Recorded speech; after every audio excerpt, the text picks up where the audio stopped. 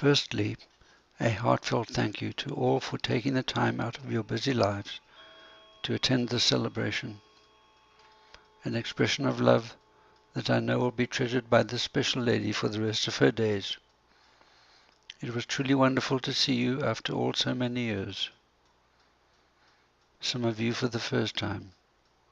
Friends and family have been scattered across continents, making reunions difficult. So this occasion was very special. Fortunately, technology has availed us with the means of staying in touch. Let's make good use of it. With love from Richard and Leslie.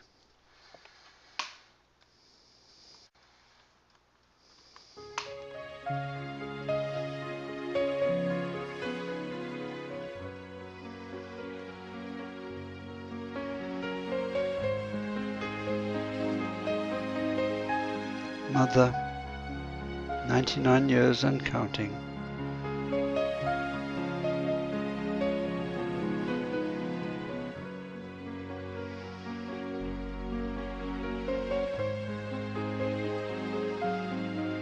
This seems to me an appropriate time to reflect on something that's uniquely mine, a once-in-a-lifetime chance to reflect. After 100 years, to express my respect to a woman who's experienced what life can dish out, an example to all, about that there's no doubt. So here's to you, Mum. Your friends are all here to say that they love you and give you much cheer. Ruth married a man whom I barely knew. We went to a country only heard of by few, where she had to deal almost immediately with something no less than complete tragedy. My young brother died when he was just 4. You'd think that was bad, but then there was more. Barely a year was left her to cry when my father Jeff too did bid us goodbye. I'm sure she spent months and silently cried. A love lost too soon that hurt deep inside, with kids left alone and no father to guide. Our mum did her best to care and provide, with no space for real grief, barely time for a wreath. Unquenchable spirit is what she bequeathed. She found herself lost in a strange and new land,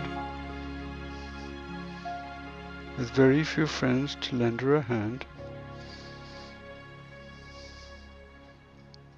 Left alone with 2 kids, no tangible resources. She worked as a nurse, took bookkeeping courses, with patients all day and classes at night.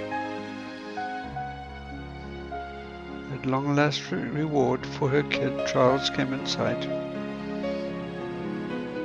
She found a good job which paid her enough to pay for the rent and buy us some stuff. How she juggled her life to this day I can't fathom. A job and 2 kids and a house, just imagine. So how does she transform her son to a man? My mother, I think, had conceived of a plan. I was put on a train to a faraway school,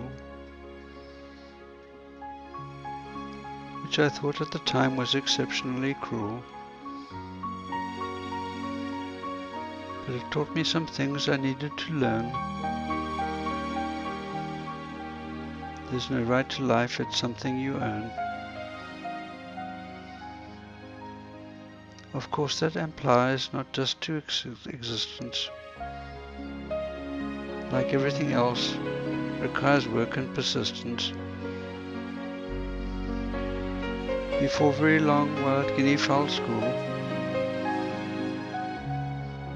I had a strange visit from a man really cool. He self-introduced, his first name was Arnold. He had a request that at first really startled. He explained that he'd found a great love for my mother. In fact, that for him there would be no other. They wanted to marry and wanted permission. My mother apparently had set a condition that Richard approve of his mother's new lover, someone on whom we could depend like no other. The best thing he did was to ask of this kid approval to marry my mum, God forbid. And of course I said yes, the marriage was blessed. We had a new father I would never have guessed. Of course we all know him as Arnold Ainsworth. He gave us new life, a new home, a rebirth. But now we all know you are growing quite frail. But we want you to know that we always love you. For your patience and strength, for all that you do. You've made us all a place in your heart. Our souls live forever and will never part. So thank you, dear Mum, for all that you've done. This poem is for you, from daughter and son, Richard and Les.